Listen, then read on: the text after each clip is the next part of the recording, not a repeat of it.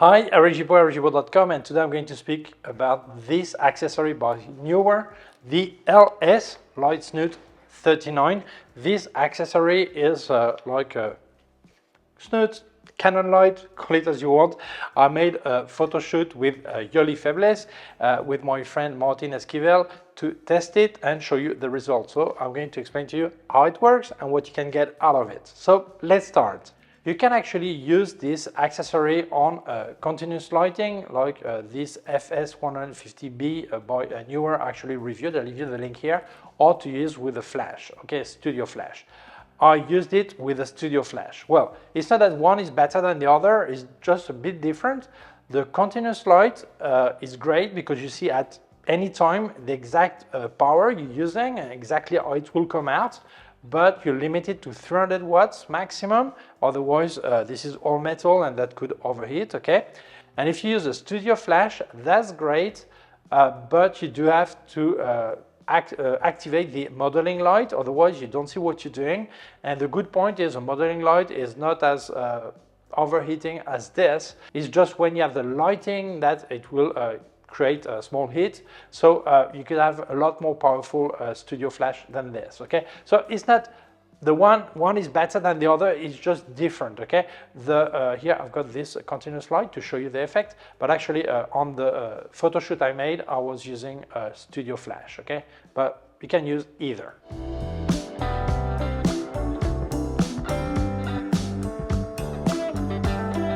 Neewer is not the only brand to make that kind of snoots. Actually presented other brand, but not all the snoot, okay? But what I've noticed is a big difference in price. This one is a lot cheaper. We're not going to fool ourselves. Some people will buy this and use it very often. Some people will buy it and will use it once a month, and others will use it twice and never use it again. So the price, if you're not sure about the intensity of use you're going to have, is really important. Another point, this snoot has an optical lens here that will multiply by 4.7 the amount of light that comes out of your flash or your LED light. Other brand I've seen, you don't have this lens here. You actually need to screw a Canon EF lens on it, and this is an extra cost. You get the snoot, but if you want to have actually to be able to use it properly, you need to screw a camera lens on it to work. Okay, so that's a good point. That this is everything included. Also some accessories I'm going to show you right now. So I think for the price you get the full package, and that's a really good point. So what do you get in the box? Obviously the snoot. You also get some gloves. Why? Why gloves? Well, two things. First, that can get really hot when you need to manipulate it, but also here you have the lens that is here, so if you actually touch it with your finger, that will make a fingerprint and that will project it on your picture. So it's important to manipulate in a clean way. You also have instruction manual. You have two things here. One is a filter holder, color filter holder, that to project colors. Then you have a gobo holder. What is this? Gobos are these metal pieces with a cut in there with some shape. You get 16. Obviously, you could maybe have some made for you by someone who knows how to make that. But honestly, with 16, you can play a lot, okay? So this is actually what you get in the box. So I'm going to show you now some how you use it and some results. Free tip, what happens if you have to get closer to the light and your elbow is going to be closer to light, and you have a white shirt, you put a color shirt, so this way it will not be as overlit as with my white shirt, okay? So here you have the snoot. It is a power mount, but you can actually unscrew it, take it out, and put another mount. So if you use a brand that uses different mount, you could actually put your own mount here, so no problem. By the way, I don't know if I said it before, the color filters are included. Okay, so we're going to mount it on this and show you the effects. A bowen mount has 3 points, so you can put it in 3 ways, okay? Make sure you put this slot here on the side or on top, not below, because it's not really practical after to place a gobo, okay? But then you just place it this way, okay? So here, without putting any gobo yet, the angle is 20 degrees, so if you want a circle that is wider, you will need to put the light further. Obviously, it will be bigger, okay? And here, before putting any gobo or filters or whatever, you have two things. One is here is to focus the effect, okay, the light. So it means like if you want to have, I don't know if you see here, I don't know if depth of field lets you see, but if you move, it's a bit different. It's a bit wider, but it's actually not that wider. It's actually out of focus or not. Here I'll show you a picture where the focusing is made on the back and on the wall, and another one I'll show you the focusing is made on Yoli, the model. Okay, so you see the difference. So here you can focus the effect exactly where you want. Second, if you don't want a circle, you want a shape, just a small space, you have some blades here you can move. Don't forget, a lens will invert the way it works. So it means if I touch the blade that is on top, that will cut at the bottom. If I cut the blade that is at the bottom, it will cut at the top, okay? It means you can actually create the shape you want. If I don't want a circle, maybe I just want a small space like this, a small stripe of light or whatever, you have to fine tune it, okay? And place it as you want. So without using any Gibaud, any filter yet, with this you can fine tune the focusing and also the shape, okay? Here you have the Gibaud part, holder, okay? So you place, I place one, I think I've got some picture with this one anyway to show you, and you simply place it here, okay? Important, make sure it's vertical or placed as you want, okay? If you want the shape like this, then you focus exactly as you want, okay? Make the focusing exactly as you want to make sure it's fine, okay? On the model, on the back, or whatever. Obviously, this is a lot smaller because I'm really close. When I made the picture to Yoli, this was about 3 meters away from her, okay? If you don't like this one, you can pick another one. Like, let's check curtain, okay, I place it. And same thing, it gives you an idea. First thing you do is you make sure it's vertical, properly set, vertical, horizontal, whatever you want to do, and then you focus exactly, okay? Here I've reduced the power of this light to make sure you could see that nicely, otherwise it was over lit and you would not see the effects, okay? So that's the way it works. It's really easy. I'm not going to show you the 16 Gibauds because you already have an idea, okay? So we're going to use the filters. They include red, blue, green, orange, and yellow. Important, if you want more than this, you can buy some, obviously, but always use gel material. Don't use any plastic because that could melt in there, okay? I've changed the Gibaud because then I have a picture I can show you I made with it, okay?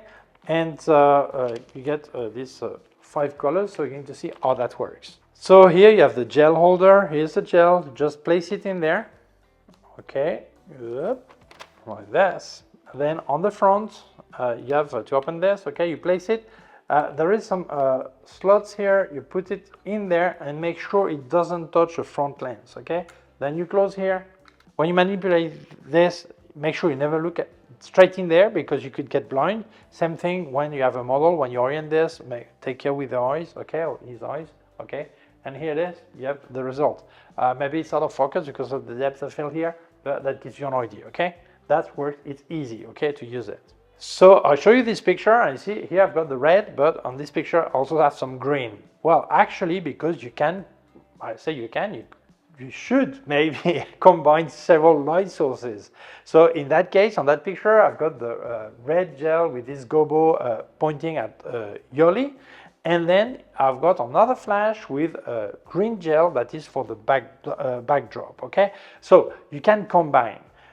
Take into account that it's recommended, and also you have 2 ways of working. One is to use the snoot to light the model or the product. I speak about the model because I made a photo shoot with Yoli, but it could be a product, whatever. You could point at the product or the model with the snoot, and then the effect is on the person, whether you can focus more or less on the person or on the backdrop, but still the effect is going through the person, okay? Or you could actually light the person with a more traditional softbox or whatever you want to use, and have this for the backdrop, so you put it sideways or behind the model if you can hide it, and then have the effect on the backdrop only. It all depends on you, okay? So you combine the way you want. Take into account that if you're lighting the model or the person or the product with this, Depending on how you place a light, it will project his or her shadow on the wall, okay, or on the backdrop. As this picture I show you on the side, you see there is Yoli's shadow that is there. Is it good? Is it bad? It all depends on what you want to do. So as any accessory, any lighting gear, the best thing is you try, you test, you do what you want to, you taste, and the result you want to have, okay? But don't forget, it's really useful to combine. Actually, this picture with the umbrella, there's also a flash behind Yoli that is has a blue gel. It's actually lighting the umbrella, okay? Some technical data, the length is 32.5 centimeters, here 19.5 at the widest here, 110 here, and the lens size is 81 millimeter, okay? The weight is 2100 grams. Yeah, it weighs a bit. It's important that your light stand can bear the weight of the flash or the LED light and also the accessory. The accessory comes with a small case to carry everything, so that's perfect. Don't forget, maximum with continuous light 300 watts, okay? That's important. Otherwise you could maybe melt everything or melt your own flash or whatever, okay? So that's it. So my conclusion, well, a bit as I said at the beginning, actually that kind of accessory, some people will use it every day, some people will use it once a month, and some people will use it twice and never again, okay? So it's important you evaluate your needs, but don't stick to what I showed you in the way that I showed you with a model. I showed you pictures. There are many possible use of this accessory, like product photography, product video, maybe not just photography, maybe you want to project a window or whatever, and you're creating an ambient, yeah, an atmosphere for your video. You want to project some elements, though that works great. So honestly, this accessory is great. You don't have any electronic part, anything that can fail, all this, so really no problem. So if this is the kind of accessory you would like to use, I am sure you will love it, because you see the many possibilities you have. So for me, it's completely recommendable. If you're interested, I'll leave you a link in the description on where you can buy it. So thank you so much, Neewer, for sending me this accessory so I could test it. Thank you very much to Yoli for posing, to Martin Esquivel for helping, and also thank you to you for watching the video. If you feel it may interest other people, please share it on social networks. If you have not done it yet, please subscribe to my YouTube channel, the small button on here, and a small bell. If you click on the bell, you get notified when I upload a new video. My website, ericgibaud.com. If you have any question, you can leave a comment below. Also leave you links of more gear on Amazon, links of everything I reviewed by K&F Concept, Sandmarc, and Flashes by Westcott, more affiliated links, and also a link to my PayPal account in case you wanted to make a donation. Thank you very much. Please take care of yourself and see you soon. Bye.